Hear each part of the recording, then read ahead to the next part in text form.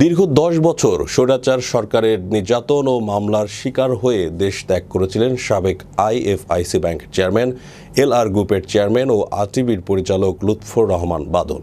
বৃহস্পতিবার বিকেলে তিনি তার নিজ এলাকা নারায়ণগঞ্জের রূপগঞ্জ উপজেলার তারাবো আসেন। এ সময় বিভিন্ন শিল্পপতি, রাজনীতিবিদ ও রূপগঞ্জের সাধারণ মানুষের ঢল নেমে আসে তারাবো খালপাড় এলাকায়।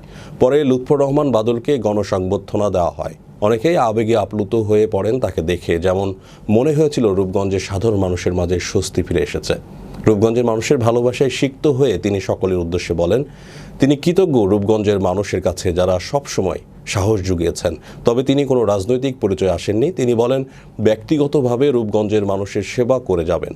রূপগঞ্জকে বিশ্বের দরবারে মডেল হিসেবে তৈরি করতে সকলের সহযোগিতা কামনা করেন।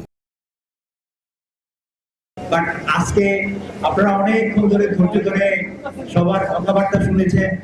আমি আশা করব আমি ভবিষ্যতেও যাতে আপনাদের সাথে সবসময় এরকম সপ্তাহে একদিন মিট করতে পারি, সেটার জন্য দোয়া করছি। এবং আমি আমার পক্ষ থেকে যত রকম সাহায্য সহযোগিতা আমার, যাতে আল্লাহ আমাকে তৌফিক দেয় আপনাদেরকে সেবা করার জন্য, সেটার জন্য দোয়া করবেন।